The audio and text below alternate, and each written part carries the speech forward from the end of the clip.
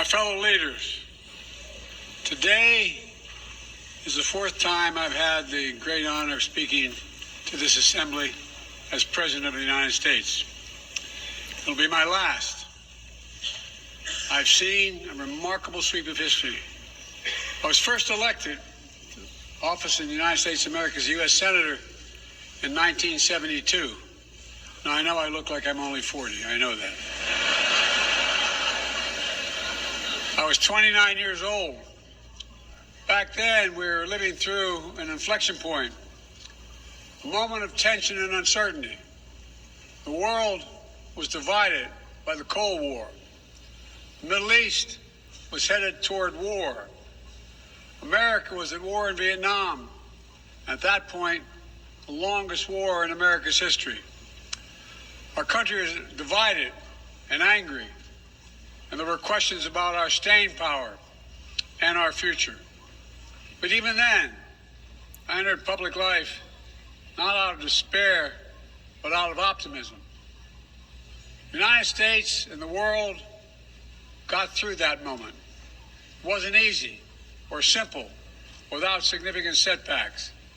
But we go on to reduce the threat of nuclear weapons through arms control, and then go on to bring the Cold War itself to an end.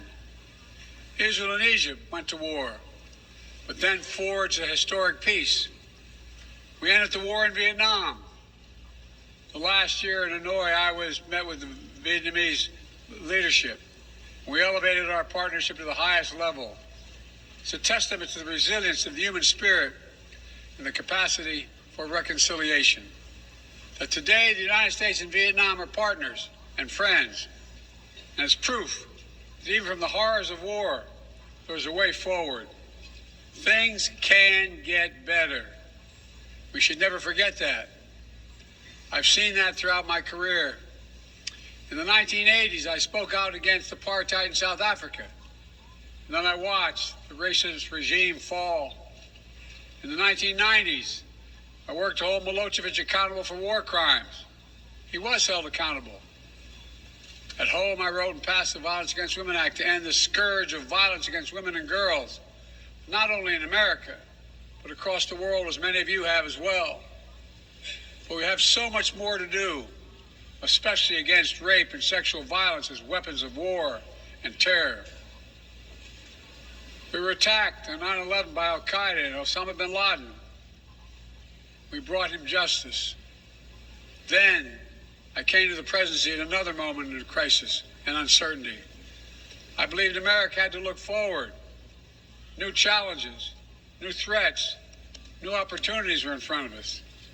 We need to put ourselves in a position to see the threats, to deal with the challenges, and to seize the opportunities as well.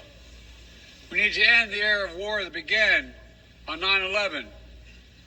As Vice President to President Obama, he asked me to work to wind down the military operations in Iraq. And we did, painful as it was. When I came to office as president, Afghanistan had replaced Vietnam as America's longest war. I was determined to end it, and I did. It was a hard decision, but the right decision.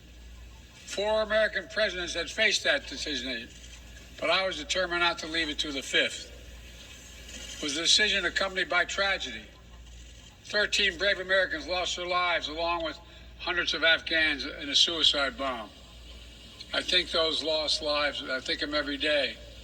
I think of all the 2,461 U.S. military deaths over a long 20 years of that war. 20,744 American servicemen wounded in action. I think of their service, their sacrifice, and their heroism. I know other countries lost their own men and women fighting alongside us. We honor their sacrifices as well.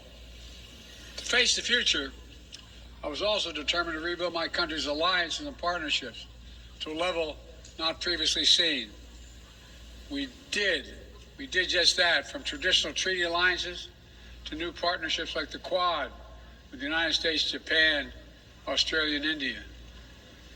I know many look at the world today and see difficulties and react with despair, but I do not.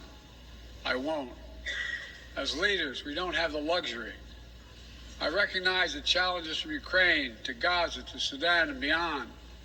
War, hunger, terrorism, brutality, record displacement of people, a climate crisis, democracy at risk, strains within our societies, the promise of artificial intelligence and its significant risk.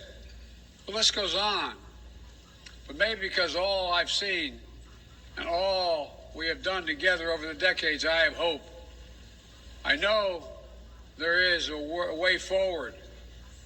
In 1919, the Irish poet William Butler Yeats described a world, and I quote, "where things fall apart, the center cannot hold, mere anarchy is loosed upon the world," end of quote.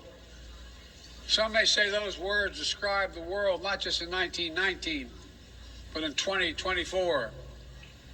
But I see a critical distinction. In our time, the center has held. Leaders and people from every region and across the